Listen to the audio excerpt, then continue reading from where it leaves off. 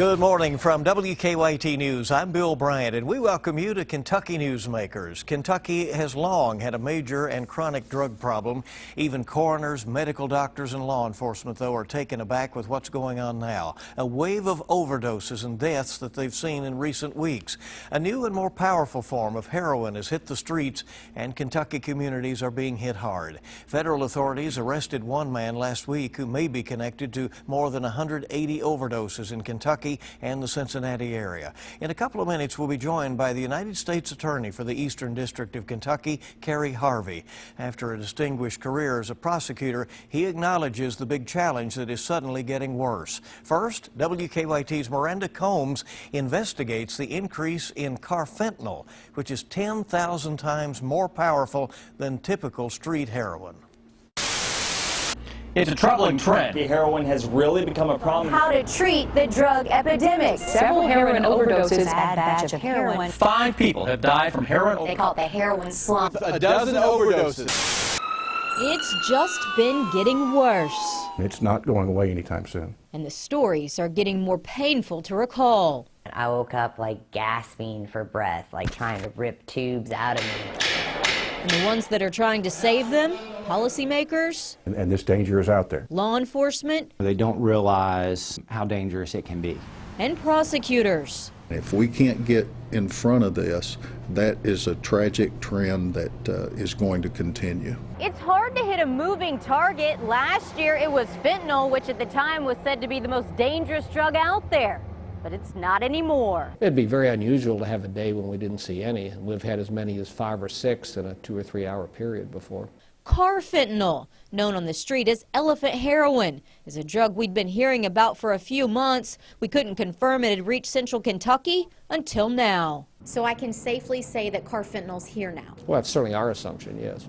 Carfentanil, Dr. Charles Eckerline says, is 100 to 1,000 times stronger than fentanyl. The antidote naloxone can work on carfentanil, but it's harder, takes more doses, and many times it's too late.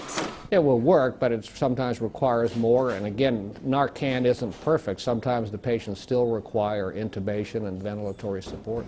This problem of heroin cocktail overdoses has forced police to go to lengths we've never seen before. Facebook posts warning people they're usually trying to bust. People need to know that this is pure poison. U.S. Attorney Kerry Harvey was the first to tell us about fentanyl last year. But the drug game is constantly changing, and the results are getting worse. People are dying in our communities in record numbers. There's no quality control among drug dealers. People cut drugs with a lot of different things. You never know what you're getting. You never know the concentration, the potency, the combination. Carfentanil is the scariest drug yet, but that was said last year with fentanyl. Makes those trying to save lives on all fronts worry. What's next? And there's the question. Joining us now is U.S. Attorney Kerry Harvey. Harvey, a Kentucky native who is familiar with the Commonwealth's challenges. Prior to his appointment, he dealt with healthcare fraud cases in Frankfort and spent 8 years as a local county attorney in western Kentucky. Mr. Harvey, welcome back to Kentucky Newsmakers. Appreciate you coming in. Thank you, Bill. Pleasure to be with you. Well, we know that Kentucky has a long history of drug abuse and addiction problems. We're being told now that the jails are full, that we do not have the treatment facilities to deal with the issue widely. Then suddenly we seem to have this raging overdose situation going on, victims rolling into emergency rooms and in worst cases into morgues. How do you describe what we're seeing right now? I would describe it as a crisis. I think that's not an overstatement. This opioid epidemic, which was born of the prescription pain pill problem, which hasn't gone away, by the way. The pain pill problem feeds this epidemic, has now led us to this condition with heroin. And then we've seen fentanyl introduced into the marketplace in large quantities, and it's a perfect storm.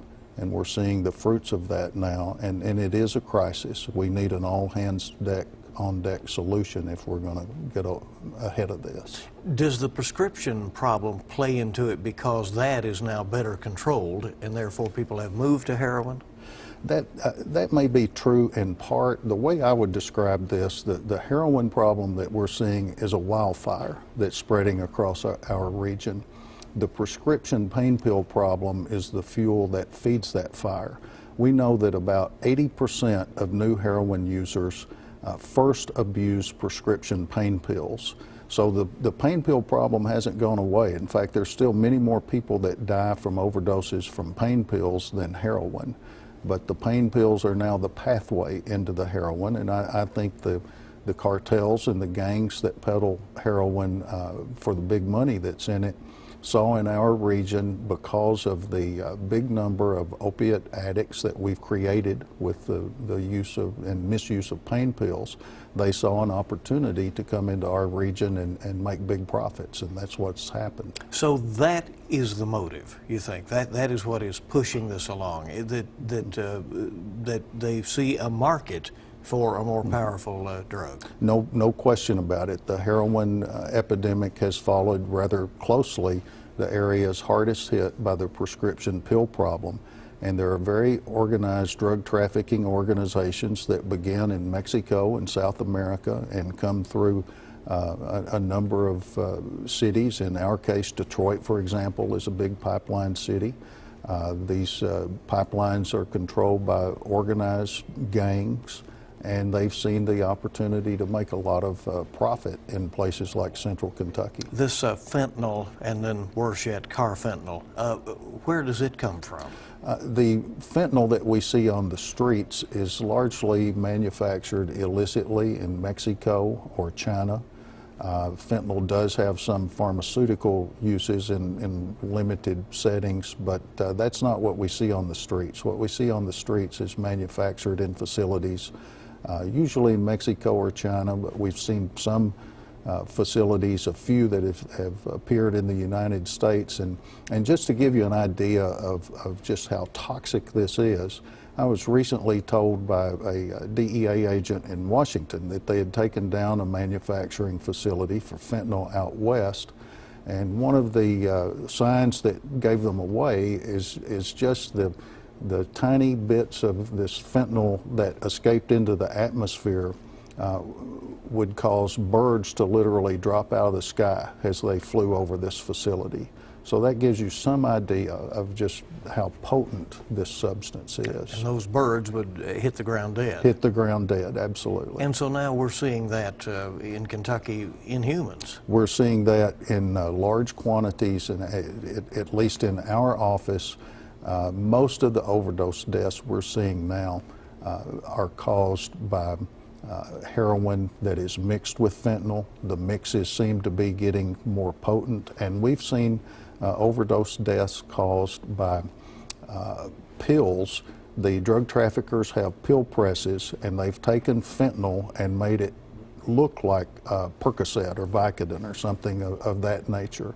And so they sell these pills that are actually fentanyl to somebody who's seeking a pain pill. And of course, that's just a prescription for death. Then this carfentanil, which is, again, tell us how powerful that is, and it has its roots as some sort of elephant tranquilizer? Yes, it's used to tranquilize large mammals. It is can be 10,000 times more potent than morphine. Its legal manufacturing is very controlled. Only small quantities are manufactured in North America, but again, I think China is a source of carfentanil. We're only now beginning to see carfentanil show up occasionally in our region. Obviously, if carfentanil appears on our streets in larger quantities, we're in for something that we've never seen before in terms of the carnage that it will cause. I mean, heaven help us in that situation, right? Indeed, and this is true of fentanyl as well as carfentanil. There's a big risk for first responders and law enforcement agents because these substances are so potent that they can be absorbed through the skin and cause overdose deaths simply by accidental exposure through the skin. And in fact, there have been cases where DEA agents almost died by being out on the scene of a drug bust and absorbing fentanyl through the skin and suffering an overdose because of that. So let's talk about the effort and the strategy to try to do something. You introduced in your office last year an overdose prosecution initiative. You've been working with that. There is also a federal effort that was just signed into law by President Obama, and it's bipartisan, but it's $181 million, and many say that is inadequate to fight this war. The legislation has a number of really beneficial components. It increases the availability of Narcan, which is a life-saving drug. It increases treatment options. So it's a very good piece of legislation. You know, the funding debate is something for the folks in Washington, and I'll stay out of that. But the substance of the legislation is very positive, and it represents the sort of all solutions approach that we need. Mr. Harvey, you make very difficult decisions, what cases you're going to pursue, how they're going to be pursued, and what can be done to get people back as active citizens. It is often said that we cannot incarcerate ourselves out of this problem. What guides you as you make decisions about whether people need to be incarcerated, need treatment, how they need to be dealt with? Well, this is always a challenge for us because we have limited federal resources, so we seek to deploy those resources in the most impactful way possible.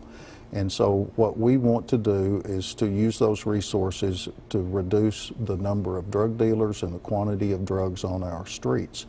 We almost never prosecute a possession case. We're not targeting drug addicts, people who share drugs.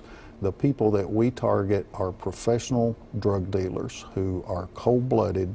They're in this for the money, and they don't care who gets hurt or who dies. And we're looking for those people, and we're looking for people as high up on the distribution chain as we can reach. And if that takes you out of your jurisdiction, you go there. That's one of the benefits of federal law is we have really a nationwide reach, and we have prosecuted, for example, in the Eastern District of Kentucky, pill mill owners and criminal pill doctors in Florida, in Georgia.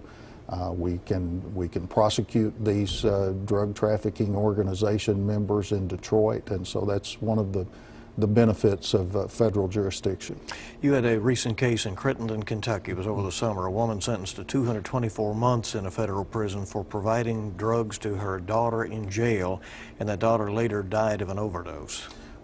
Yes, and those are the kinds of cases that we see that are just, you know, it's hard to fathom how a mother could supply heroin and fentanyl to a daughter. But the sort of behavior we see in these cases is truly appalling. And again, these are not just addicts trying to feed their habit. We recently had a case where a heroin dealer sold heroin to a young lady who was obviously pregnant, and she overdosed and died.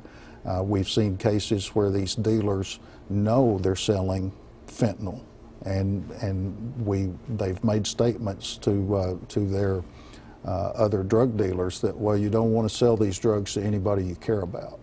And so these are people that are just in it for the money. It's a very cold-blooded business.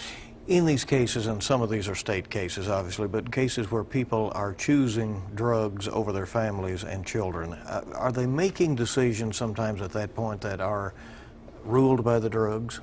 There's no question about it. Once a person is addicted to opioids, the addiction controls their lives. It changes their brain chemistry. There's an overwhelming physical craving. They become very, very ill if they don't have that next hit of the opiate. And so once someone is addicted, they're really not acting out of choice. And I think we have to have compassion for people who find themselves in that situation. they have a chronic disease of the brain, and they should be treated as if they have a chronic disease. Back to where Miranda ended her piece, where do things go from here? We have a very big challenge. I think our communities have to accept that this is a crisis, and we have to react with a sense of urgency. Law enforcement has a big role to play, but we will never solve this with law enforcement alone. We need more and better treatment options. There's a huge shortage of good treatment options available for people who are addicted, and we need to do a much better job of educating our children and our parents, because most parents raising teenagers today never face the decision of whether to use opiates or heroin. Most teenagers today will face that choice. So we need to do things that will equip the parents to work with their children and help them make the right choice. Kerry Harvey is the United States Attorney for the Eastern District of Kentucky. He's with us on Kentucky Newsmakers. We're coming back. We'll talk about some other topics, including vote buying, some other investigations underway. WKYT's Kentucky Newsmakers. We'll be right back. Welcome back into WKYT's Kentucky Newsmakers. Fascinating discussion today with U.S. Attorney Kerry Harvey, who is with us today, and we've been talking about the drug epidemic in Kentucky. And just to finish on that, what drives the demand in Kentucky? Why do you think, as you pointed out earlier, that Kentucky is so vulnerable to this? Why do you think that is? That is a hard question. I don't have a great answer. You know, just a few years ago, the stock answer would have been, well, that in some parts of our state there's economic depression and despair comes from that, and so people are trying to escape those circumstances.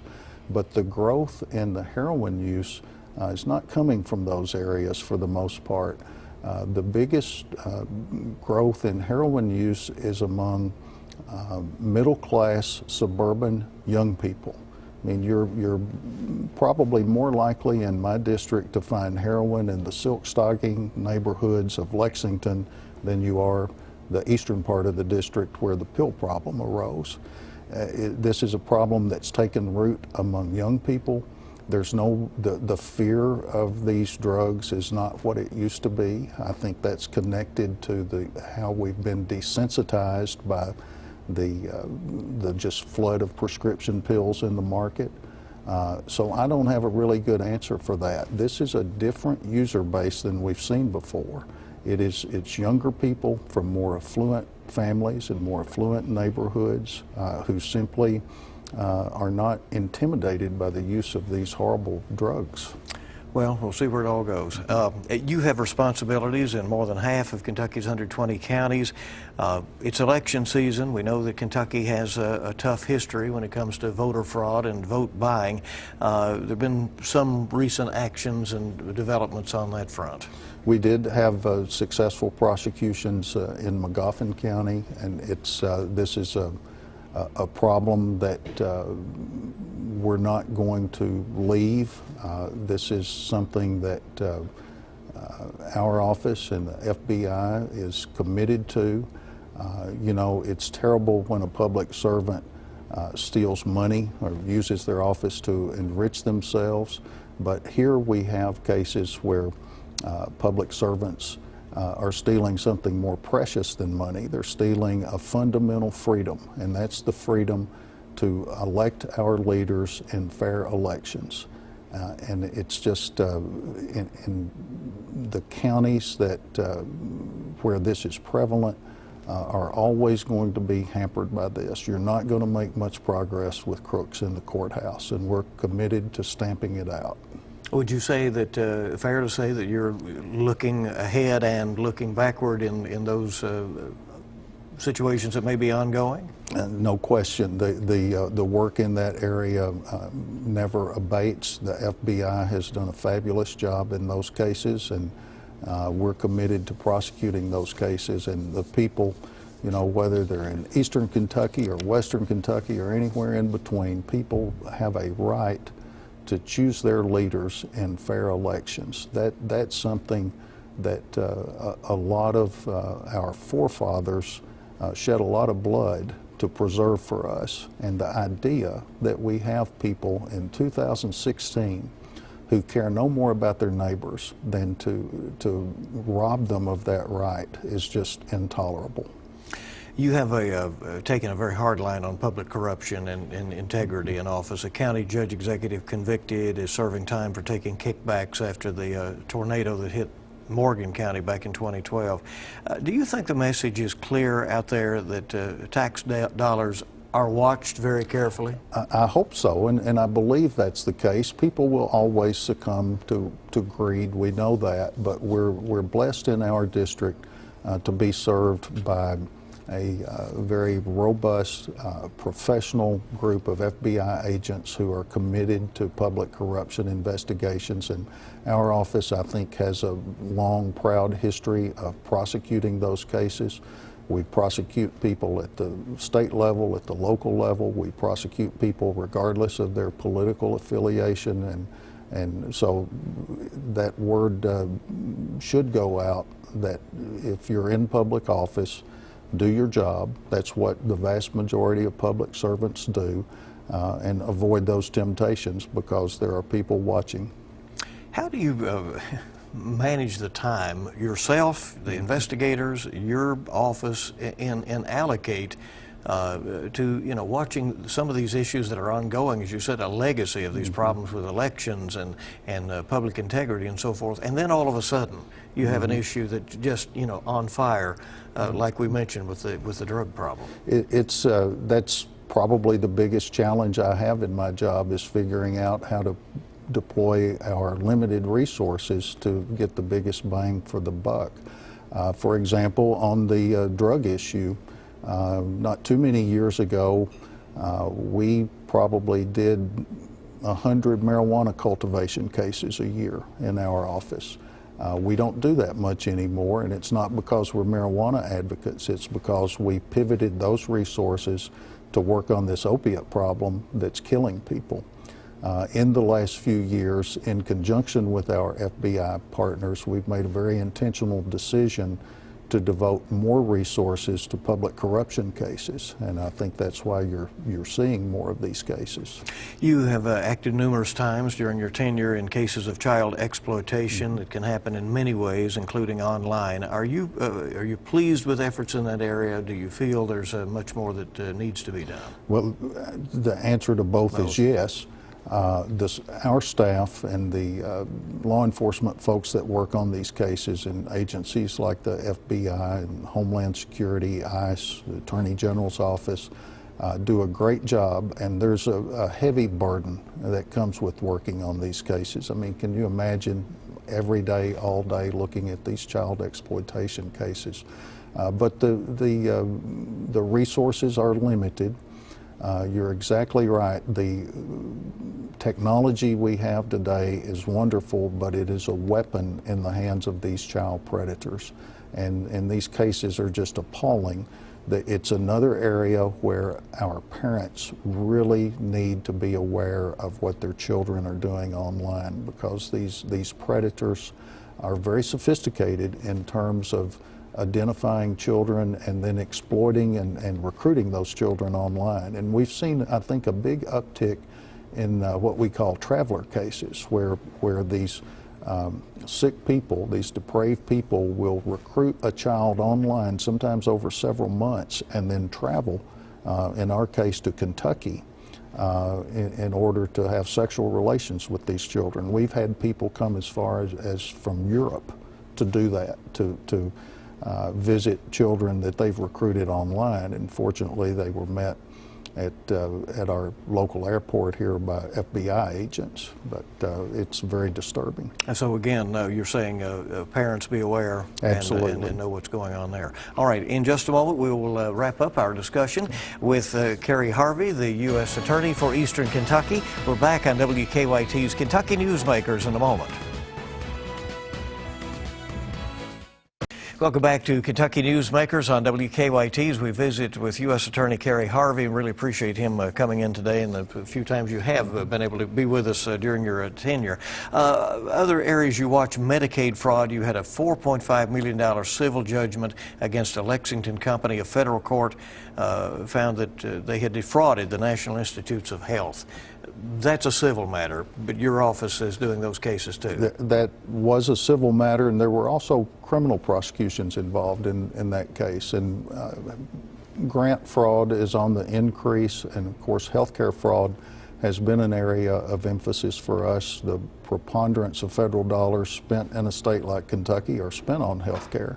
That's where the money is. And again, the vast majority of healthcare providers are honest, wonderful people. There's always a few that will succumb to greed. A U.S. attorney serves at the pleasure of the president, and this president's term is ending. Do you anticipate a new direction? Do you know what happens to yourself and to your office?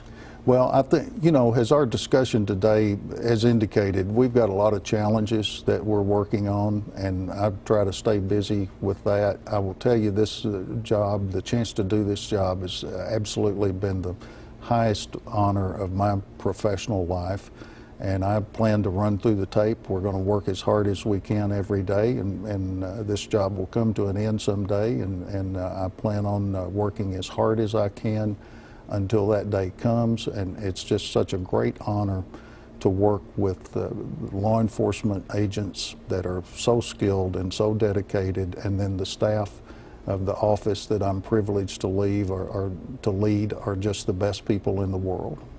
U.S. Attorney Kerry Harvey, thank you. Appreciate it very much. Thank you for joining us for this edition of Kentucky Newsmakers on WKYT. We'll see you bright and early this week on WKYT This Morning. We start at 4:30, bright and early. Hope you make it a good week ahead.